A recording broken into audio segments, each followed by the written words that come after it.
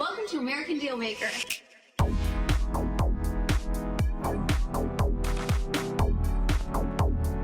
After the episode, it's your turn. Welcome to American Dealmaker podcast, where startups that push the envelope forward come to you, the Dealmakers. Startups based in San Francisco come to shake things up. But today, we've got an international guest coming from India. Maitreya is a startup founder only in San Francisco for a few weeks. He's coming with his startup, Bolna. I'm excited to welcome Maitreya to the Deal Room. Thank you to WeFunder for making this podcast possible, and welcome to season 2. I'm excited to welcome you guys back to the Deal Room. Hi, Maitreya! Hi. Welcome to the Deal Room. Super excited. I'm super excited to have you here, and I know that this can be a high-pressure situation, so I appreciate you coming in here. And I told you before we started filming that I'm not going to go easy on you today. Sure, let's go for it. So it's going to be an exciting episode. First of all, I just want to say it's really nice that I was able to meet you while you were visiting here. I know that you're based in India, which is exciting. You're our first international founder. San Francisco is really the hotspot, right? Yeah, of course. So I've been in Australia, I've been to Maine and Boston earlier, but I think San Francisco had a whole different vibe to it. You can just feel it's technologically 5 years ahead of everything else. Like you're seeing Waymos going around the city, you're seeing everyone talking about startups. Every Blue Bottle cafe I go to, I hear someone discussing open source. So it's really a great vibe and great culture to be a part of. Yeah, awesome. It's crazy hearing the conversations in San Francisco today, and so many people are working on the most cutting-edge technologies, AI, blockchain, and you are as well, which is, I was actually extremely excited about your startup, so I'm excited for you to be here today. And I also just wanted to say that this is a really great opportunity for the deal makers at home to hear from you about the space of AI, because I think you may be not our first startup in AI, but a startup that's using it in a very innovative way. So I'm super excited for you to share that, and I'm glad that we crossed paths while you were here. I'll start you off with pitching the startup. Tell us about Bolna. Sure. So anyone who's ever worked in an enterprise or a startup or anything knows how many conversations they need to have. You need to speak to your applicants who are applying for a job, you need to speak to your customers, you need to gain a lot of data from all of these conversations. And for the last 10-15 years, people have tried to figure out ways to start automating these conversations. So the first thing that came about was IVR, of course, which is like, press 1 for this, press 2 for this. But people weren't really happy with that because it doesn't really mimic the way humans are conversing with each other. With Gen AI, that is now possible. So now companies want to start adopting end-to-end voice AI solutions where they can create agents that answer calls and have conversations for them. Where we step in, however, is with an understanding that companies don't just want an off-the-shelf solution to this, right? Each company has different requirements. Even one particular business could have different requirements for different type of conversations. For screening a candidate, I might want a very quick, not that intelligent but cheap solution, whereas for customer service, I may want to go with the most expensive model out there as long as it does the job for me. So what we're providing is an open source infra on which you can build extremely human-like voice AI agents. What's different from any other solution in the market right now is we are focusing on the human-like aspect of it. So for example, let's say right now you had said something like or okay or yes, or you had just let me continue. I would have continued, but if you had told me to stop, I would have immediately stopped, because that's the level of human-like conversations that we know. We have to train our AI agents to also understand those nuances.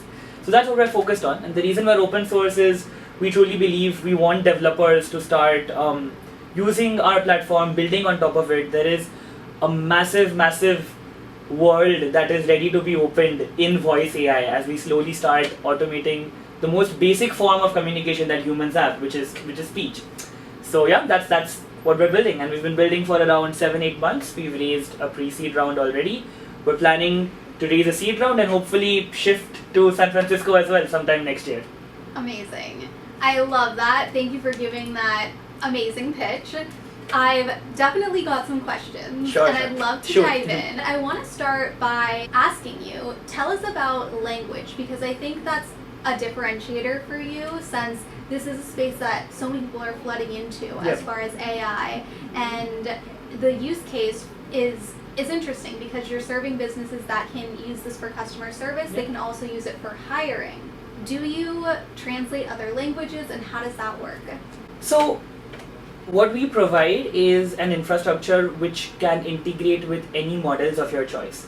So the only thing that is stopping you from executing or using Bolna in whichever language you want is availability of the particular models. So what we've seen is for English, Spanish, French, even Hindi, ChatGPT is working great, right? But for Arabic and all of these different Arabic, Hebrew, and all these languages, slightly tougher, right? We're seeing that there's a lot of space for low latency, high intelligent models to start coming out in the LLM space. So this entire workflow works on 3 parts, right? I'm sorry, you said we'll discuss tech later, but maybe let's get right into it. Go for it, yeah. So the speech gets translated into a text. The text goes to a ChatGPT-like interface and responds with an output text, which gets translated, which turns into a speech, right? Which comes out as text to speech.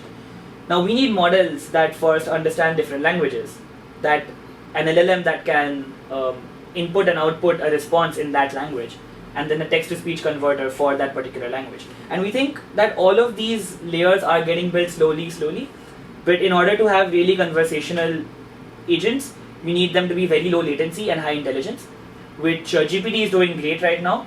But I think in the next 6 months, Bolna will be truly multilingual. We can, any language you want, you will achieve just as good results in that. Amazing. I love to hear that. I think it's such a useful tool, especially in the customer service space. Being able to translate to other languages is huge. I want to talk about your customers. As far as businesses and pitching this startup, it sounds like you've gone pretty far in the technology. Have you actually spoken to customers at this time? And what are the main challenges that you're facing? Are customers open to using AI? Or are they hesitant to give up these roles that are currently fulfilled by people? Of course, I think, spoken to a lot of customers, right? I think you've also been a founder, so you know how important customer conversations are. We actually set out to build an interviewer, right? We weren't even thinking of voice AI. We were like, let's build a great interviewer, an agent that can conduct interviews as well as a human can. And what we realized when speaking to customers is, of course, they want this, but they want agents for much more than this as well, right? They're actively looking for automation. There are 2 main purposes that different enterprises and startups are looking to adopt AI solutions. The first is cost.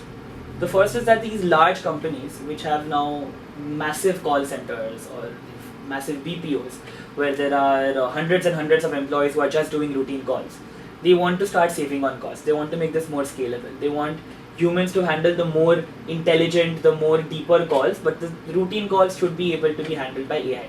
That's the sort of shift they want. So there's an active demand from there.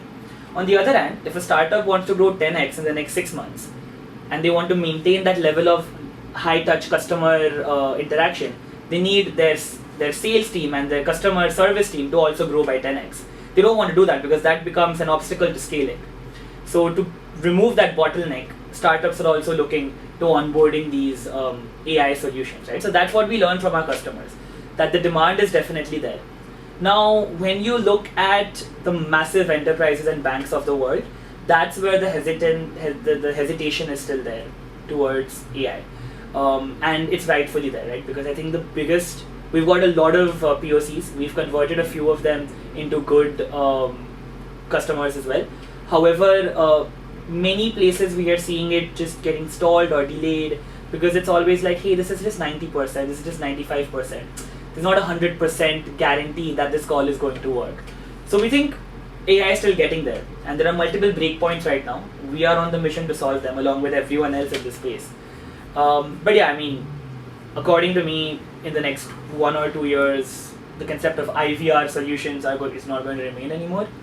And after a couple more years, most routine conversations should be AI driven. You won't need humans to do those. Amazing. That's super interesting, and I think when it comes to the customers, early adopters are open to using AI, and it makes sense that some of the bigger companies are more hesitant to use a new solution, but it's something that I think is going to become so normalized. I would like to do some rapid fire questions. Wow. Let me just Let me just, I like to toss these balls up. You can actually, these are going to be just quick, straight questions. This is so the audience can quickly deliberate. Do I have to toss this? No. What is your market size? Our market size is around 40 to 50 billion USD. It's every customer conversation, it's every customer service rep, it's every business who is making calls for basic purposes. It's massive market size. Amazing. And growing, right? And rapidly growing, yes. Okay. And if you were to pitch your startup to a 5th grader, Okay. what would be the 1 to 2 sentence pitch? Do you want to build an AI that you can talk to at any point of time? Great. And so you talked about use cases. So we talked about an interviewer, that was your original use case, and also customer service. Is there any other use cases? The biggest one is actually lead qualification. So any B2C startup has a lot of leads. That these are people, warm leads, right? They've come to the website but not bought a product. They were using the product for a month, then they disappeared.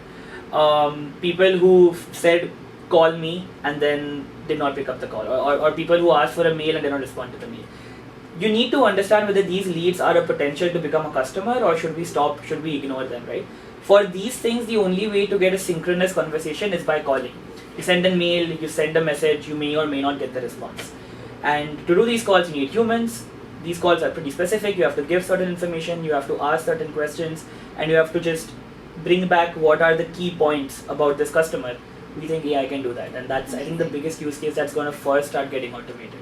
Wow, I love that application. Tell me about your ideal customer. What size business are they for you today? Our ideal customer is someone who is doing 1,000 calls daily.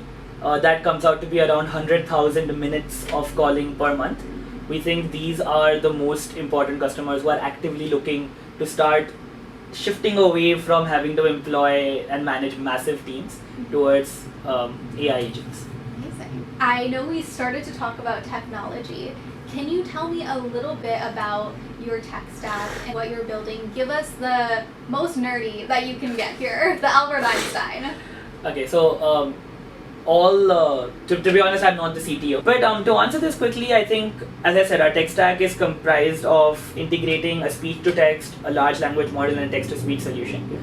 We have devised ways to make sure that this entire integration happens seamlessly. The conversation happens with less than 1 second latency, because if you just stitch them together, you might get like a 5-6 second latency, right? And you don't want that in a natural call. So the bare basics of our tech stack is a single API using which you can use whichever models of your choice for all 3 of these structures.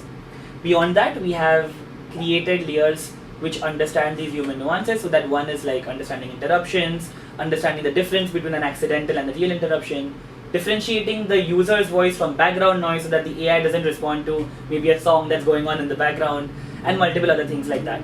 And finally, the way someone can use it is either, we have very simple APIs with which you can create, update, place calls and everything else. We've also created a no-code playground, right, or like a dashboard, on which within 5 minutes, using plain English, you can build your first voice AI agent and actually just test it out over a call. Okay, awesome. I love that. Using your own agent as a customer is a pretty awesome benefit. I think that's awesome. And I love that you were able to give us some numbers, or Dealmakers love hearing the numbers. Awesome. We made it through the rapid fire questions. I want to toss it over to our studio audience. Any questions that you want to ask about the startup or the business? What do you think are the top 3 factors that make it, a natural voice response? Like what would be your differentiator where you think these 3 things make it like super natural? Because even with advanced, speech models now, they're still, you can always kind of get that hint that, you're not talking to someone else on the phone. Like what is your top 3 things that are really gonna? I think, and this is a very interesting learning that I had over the last couple of months. People don't have an issue with speaking to an AI. People have an issue that their problem isn't being solved, right? If someone is calling me to pitch me, that I could win a trip to New Zealand, if it's a human or an AI, I'll probably just cut the phone. I'll be like, not interested, too busy, right? But if someone's gonna call me and be like, hey, you think you're qualified for your bank's latest credit card, which gives you amazing travel points, right? This is something I'm interested in. If it's a human or an AI, I don't mind as long as I get my job done. So coming to your question, the most important part, the most important part of a human-like or a realistic conversation is the intelligence layer, right? Is the agent understanding what I'm saying and responding the way I want it to. If it's getting into a loop where the agent is maybe saying, sorry, I did not understand, that's where my experience starts. And often humans also don't understand what you're saying, right? So we see no difference there. But in addition to that, I think certain aspects that make AI agents very realistic is one is how quick the response is. Do I have to wait a lot of time before I get the response? Second, the quality of the voice, right? We don't think in the next couple of years any AI agent will be able to fool you into thinking that they're a human. You'll understand that they're an AI. But the quality still matters, because if you're talking to like Siri, you get the difference. You don't feel that sense of connect. And thirdly, and this is again something learned from the process, is that interruption sounds like a very simple thing, but if your AI agent cannot understand your interruptions, that call is not going to end in a nice way, because you're just going to keep speaking over each other, right? So that's something we've paid a lot of attention to make sure that the agent listens when it has to and speak when it has to, right? And speak the right thing when it has to. That's super important. Amazing. I love that. As you said, it's all about solving their problem. So I've got a problem. So the problem is that how are customers finding Bolna?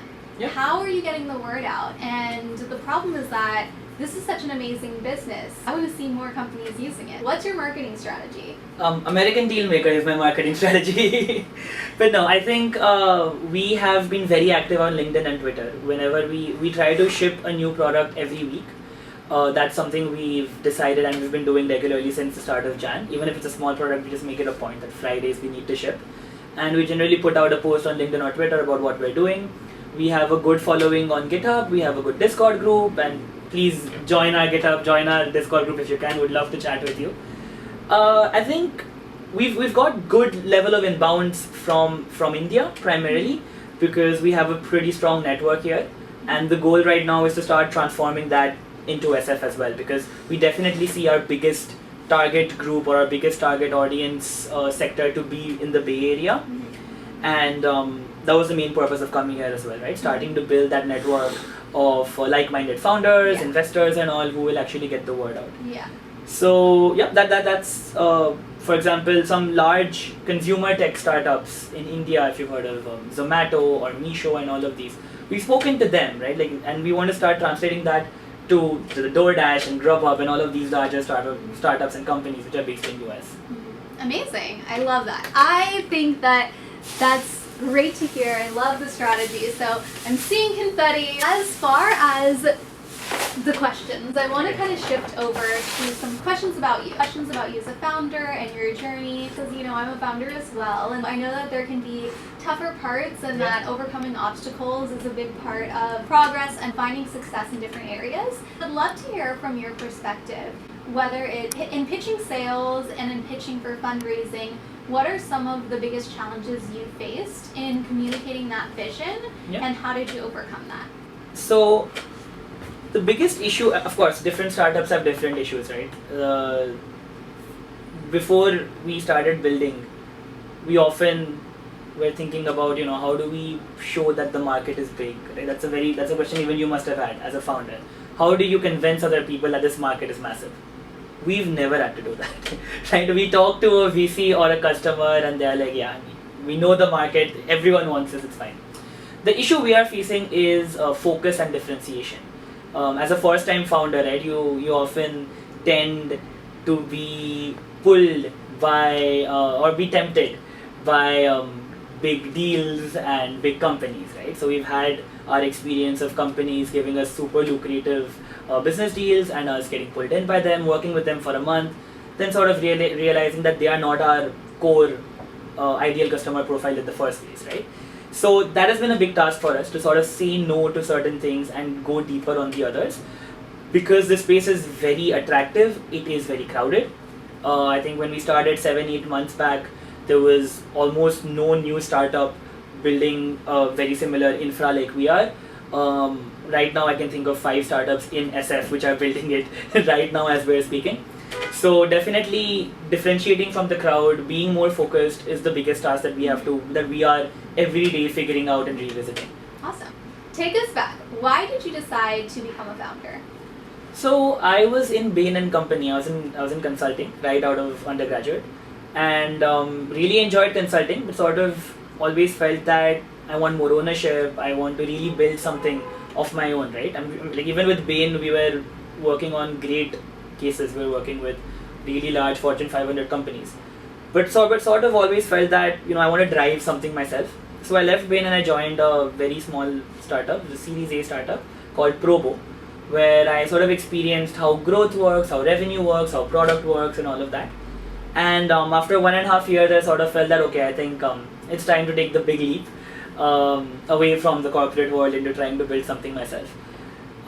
Had a couple of ideas, spent a month or two just experimenting, as you said, customer conversations. Invalidated a bunch of different ideas. Reached out to a lot of my friends. Marmik, the CEO of Bolna, was one of my friends as well, and even he had left his earlier startup and was thinking to do something in AI. So me, Marmik, and Prateek, all three of us just decided that okay, let's think of what are the biggest problems we face. And one was, of course, that when you're doing interviews, right? If you're a product manager or even if you're a techie, taking interviews of 10 different people is a really big time waste, right? Like you want to focus on your day, but you're spending your whole day interviewing candidates to join the job. And that's where we started with this idea. So that is how we sort of came up with this idea.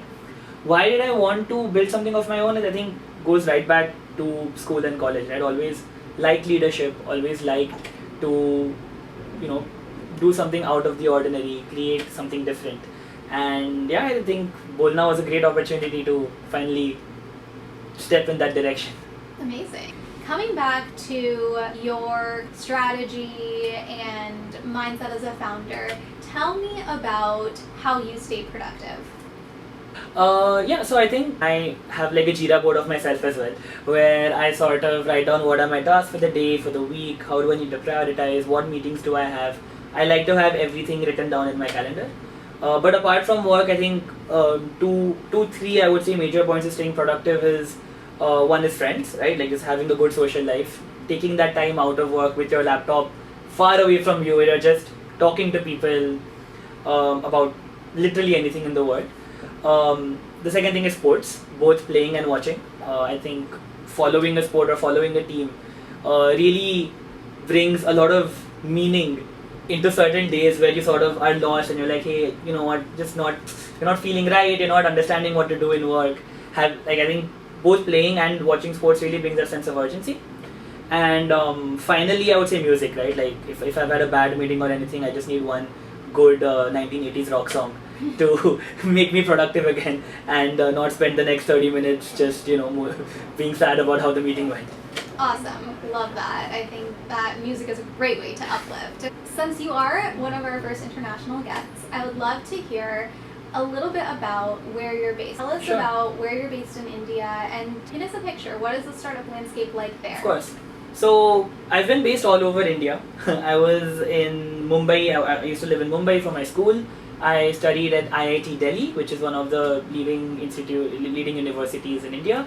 And then now I'm working in Bangalore. The reason, I think India, similar to US, where you have New York as the financial, the fintechs of the world, and SF as primarily tech companies, it's very similar in India as well. Right? You have Mumbai, Bombay, which is the place of Bollywood, of course, but also the place of all finance startups, banks, and all of that. You have Delhi, which is more consumer focused. You'll have most of the ops heavy startups running in Delhi or headquartered in Delhi. And Bangalore is where all the young SaaS, B2B SaaS and tech folks like to come, right? So this is why we also decided to be based out of Bangalore. I think Bangalore is shaping itself up, learning from SF itself. Similarly to just near Fisherman's Wharf, you have all the VCs and all of that. There are places in Indiranagar and Bangalore which also have like all VCs together. There's a lot of great co-working facilities. The coffee, the cafes are great to meet people and work. So I think Bangalore is really getting there. In terms of consumer tech, in terms of consumer startups, I think India is a great place to be. Simply because, of course, the population is immense and there are a lot of consumers to whatever you are building. In terms of services, I honestly feel India is extremely ahead. If you just and that's again a big factor of that is the population that we have. If you think of food delivery or ride sharing or Ubers and all of that, everything is extremely convenient. If I'm hungry at 3 a.m. and I want a snack, I can get a packet of Lay's delivered in 7 minutes. So in those places, I think India is absolutely soaring. Coming to B2B SaaS, I think the spending propensity of businesses in India is still significantly lower than that of USA. And I felt that in my conversations with Indian and US enterprises as well, of how cautious people are before spending a single dime. And that's why I think a lot of B2B SaaS focused companies are trying to shift to the Valley, or build in India, sell in the Valley kind of structures, because B2B is one place I think that there's a very clear gap between American enterprises, the way they think, compared to India. Interesting. Great to hear the differences. And yes, I hear that Bangalore is like the Silicon Valley of India. Fun to hear your perspective on that as well. I think that we're almost through as far as questions. I want to wrap things up here and thank you for coming on to the podcast. Thanks so much for having me. Really great hearing more about your startup and your background. Thanks so much for coming on to the podcast. I love that we got into some numbers. And thank you so much for being here today. Thanks for having me. Awesome. And thank you to our audience. Thank you to the studio audience.